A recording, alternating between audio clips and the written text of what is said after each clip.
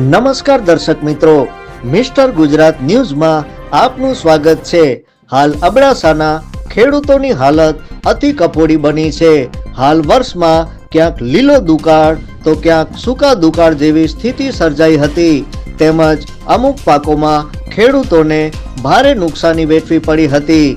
તેમજ આ વર્ષે વરસાદમાં વધુ પડતા મગફળીનો ઉત્પાદન થયો હતો, પરંતુ વેપારી દ્વારા ખેડૂતોને ભાવ અપાતા ન હોવાથી તેમજ સરકારશ્રી દ્વારા ટેકાના ભાવે ખરીદી માટે ટોકન સિસ્ટમ રાખેલ હતી, જે સમયે મોટા તહેવાર હોવાથી તેમજ ભારે વરસાદના કારણે ખેડૂતો પોતાના પાક બચાવવામાં સમય વ્યતીત કર્યો હતો, જેના લીધે હાલમાં મગફળીના ભાવ ઓછા હોવાથી ખેડૂતો કોઈ પણ સંજોગે પોસાય તેમ ન હોવાથી પાકને સંગ્રહ કરવા મજબૂર બન્યા હતા।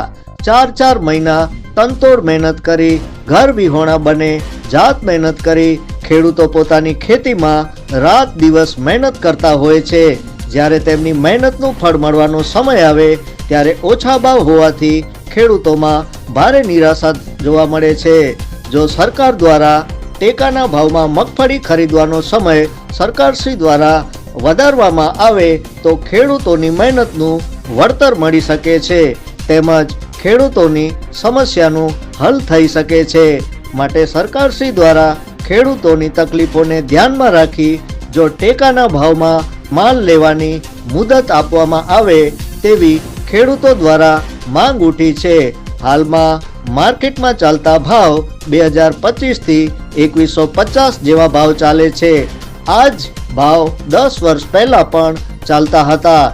જે રીતના ખેડૂતો દ્વારા 4 મહિના તનતોડ મહેનત તેમજ ખર્ચા થતા હોય છે, આ ભાવમાં ખર્ચા પણ નીકળી શકે તેમ નથી। માટે સરકારશ્રીને ખેડૂતોના પ્રશ્નનો વહેલી તકે હલ લાવે તેવી સરકારશ્રી પાસે વિનંતી ખેડૂતો કરી રહ્યા છે। રિપોર્ટ બાય જતીન લાલા। જોતા રહો મિસ્ટર ગુજરાત ન્યૂઝ, સત્યતાની સાથે સ્પષ્ટ વાત। ધન્યવાદ।